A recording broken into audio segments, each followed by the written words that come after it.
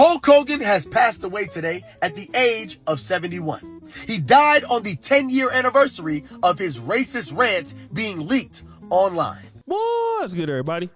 It's your boy, O'Shea Duke Jackson, back at it again with another episode of the Celebrity Junk. Most of you have heard about the passing of Hulk Hogan, and Hulk Hogan was a big time fan favorite, especially early 80s, 90s, Saturday WWF wrestling. My goodness, man. Like, Hulk Hogan was one of those guys that, you know, Hulk Hogan, Jake the Snake, Macho Man, Ultimate Warrior, Undertaker. I mean, you know, you're coming up in the night, Shawn Michaels. Those are the dudes, man. Like, you know, you know, Kamala, Ugandan Giant, Bad News Brown. Like, we grew up on those guys, and wrestling was one of those things, man. You didn't even see race, because you know when you liked Hulk Hogan, he was the best wrestler. You know, Ric Flair was, you know, NWA, WCW at the time.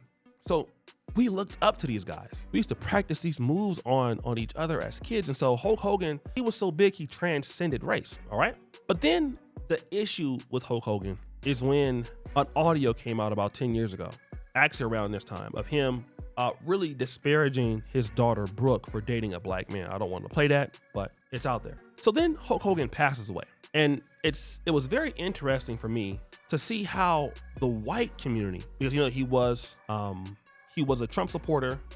So how did the white community feel about Hulk Hogan? I do not know what is happening this week. We are losing so many wonderful people. And one of Hulk Hogan's last tweets in the last few months was, quote, "Every day I'm reminded that God is good. Always thankful, HH." And, you know, I grew up watching wrestling. I grew up watching him on his reality show, Hogan Knows Best.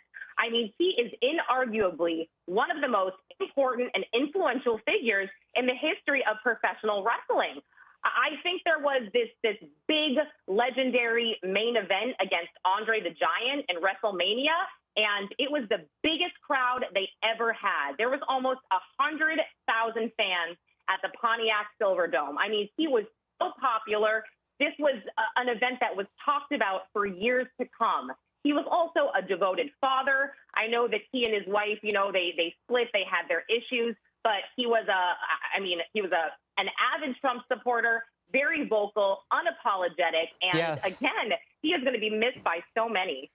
So many today. So now Hulk Hogan is an American hero, all of that. Now remember, I mean, you're just not hearing a whole lot of negative things from about him there, because like I said, these are white folks that are talking about Hulk Hogan, so they're not going to bring up anything negative. And I think that's important as blacks to understand this. Like, just because you have a problem with somebody, one of the things I see with African Americans is as soon as something happens, somebody dies, some of us tend to bring up the most negative thing about somebody's past. But if you could look at Fox News, there was no mention of Hulk Hogan's racism. And then at the end of that, they portrayed that he had got his life with God, got his life with Christ, which then this young man here said this. Comment says, "You do realize Hulk Hogan was flat out racist, right?" I heard what he said in the past. From my understanding, recently, he gave his life to Christ. He was seen being baptized, and he started to glorify God more from what I've seen. So what I'm saying is, I don't care about his past. He could be the most racist person in America, but once he gets accepted by the blood of Christ, he's my blood brother,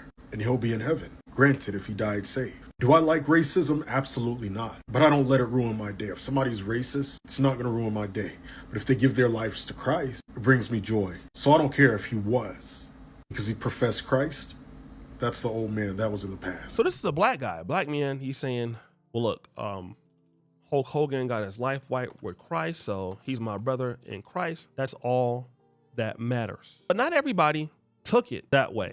Stop saying rest in peace to Hulk Hogan. His mother ass was racist. I mean, if you racist, you can say rest in peace to him. But to people that ain't racist, because he was racist as fuck. Don't y'all know that's the reason why the WWE terminated his mother contract?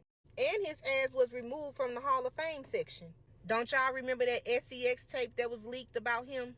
It was during his legal battle with Gawker. That man was involved in racist scandals. In 2015, it was a leaked audio that had resurfaced. And guess who was in it? Mr. Hulk Hogan himself.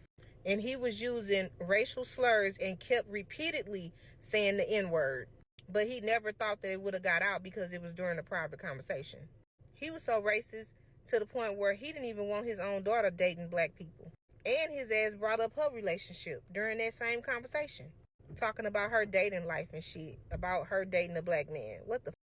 And then after all that, his ass tried to go and make a public apology. Talking about he was in a very dark place. Man, y'all know everybody liked the Hulk Hogan back in the day until they found out his ass was racist. Rest in peace, Hulk Hogan. So you have that sister there who is saying, listen, he said he was in a very dark place. F him, okay? Now, you're starting to see a lot of blacks take this level of like the younger generation. They're being more vocal of being unforgiving. And I'm going to tell you why that's the case. Because if it was the white folks and you do something to they people and they liked you, they never forgive you. Look at O.J. Simpson, okay? O.J. Simpson got off. He was not guilty, okay? He never lived that down, all right? This is very, very, very important to understand. Once you deal with white America in a certain way, they don't forgive you no matter what you try. They don't want to hear, oh, you got yourself right with God. No, they gonna hold you accountable. Why didn't you have yourself right with God when you made that mistake? And what they're gonna bring up, not all of them, but what you're gonna see is that particular part of your legacy is going to be known and talked about. That's what you're going to get. And so black people understand that now. Why am I giving you leniency when you're not giving me leniency? And it's unfortunate that Hulk Hogan ruined his life with that particular thing. But white folks say the same thing about Bill Cosby. And what Bill Cosby did, you can argue, was years and years worth of more damage than what Hulk Hogan's audio said. Well, you know, he was being recorded and didn't know it. But the damage was done. He was kicked out, lost a WWE contract, everything. But hey, when you want to paint him in the right light that's negative and positive, and it's passing. Tariq Nasheed and a whole bunch of other brothers did the same thing for O.J. Simpson. Now, we already know amongst extreme pro-blacks, most people don't respect interracial relationships. But the FBA, Tariq Nasheed, and a lot of people that's associated with Tariq Nasheed's FBA audience on X, nobody disrespected O.J. Simpson. They didn't. You would say that they were on code. So what happened was, oh, OJ did X, Y, and Z. Yeah, that's what the white people would bring up. We're not bringing up the fact that OJ Simpson had some issues. OJ Simpson had some problems. No, we're gonna look at what he did positively. And the reason why that is because when white folks pass away, certain people that support them, conservatives, they're not gonna go off cold. Okay, they're gonna stick on cold. This is our guy, ride or die. Every other group does that. Look at what's going on with minorities. The Hispanics. A lot of the Hispanics are now using the same talking points that blacks use to keep immigrants inside of the country that are illegal. This is not all of them, but those who are doing it, they're looking out for their people first, okay? Everybody is worried about self-preservation. And in order for you to worry about self-preservation, you gotta have somebody worried about self-detonation. This is why they teach blacks to be forgiven. This is why they teach us to basically look out for other people, attach folks to other causes. But now when it's about their people, they don't do that. They don't sacrifice their situations for you, okay? But when you make a mistake, they blow it out of proportion. They drag it across the room. They expose you for that, and they want you to live with that for the rest of your life, and even after you gone, dead and gone, ain't no mercy for you. And she even told him, Mr. Hulk Hogan, to rest in, I don't want to play that part, but urine. That's like almost like Chicago street drill type stuff, all right? I'm not gonna say I agree with all that, you know? I mean, as much as Hulk Hogan is a racist, looked like he was trying to be racist in the comfort of his own home. I think that if everybody was in the comfort of their own home, and I'm not defending them, but it's a lot of stuff that I say in the comfort of my own home I don't want nobody to know, all right? A lot of folks say stuff in the comfort of their own home they don't want nobody to know, and if it was a be put out there, we would be upset. But the fact is, he got caught. Those of us we didn't get caught, okay? Didn't get caught. And so now a lot of folks, these Caucasians that we used to really love, and if they have evidence of any mistreatment towards blacks, because again, blacks are not just disliking white people for the most part for no reason. Like, these are our teachers that we grew up with. Like, most of my college professors, those who wrote me recommendations, the people who taught me medicine, these are whites for the most part. I didn't have black medical instructors. The people that have taught me a lot about my educational system were white. And some have helped me, tremendously. And we can discern, like, the people who have come out. For example, we had a coach in Sacramento. Shout out to the legendary late Mike Alberini. Mike Alberini came to Del Paso Heights and turned Grant High School into a state and at one point national powerhouse. We just won the state championship this year. Shout out to brother Carl Reed Jr., who's now the coach, one of the co-coaches there. And, you know, we understand that white folks can be good.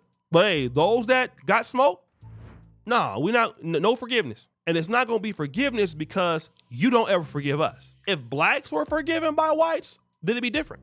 But no, what we're taught is to forgive whites, and whites don't forgive us. And a lot of folks are tired of that relationship with no parity. So guys, what do you think? It's your boy O'Shea Duke Jackson back at it again for another episode of The Celebrity Junk. I appreciate you for all you do. Subscribe to the bell. We're out.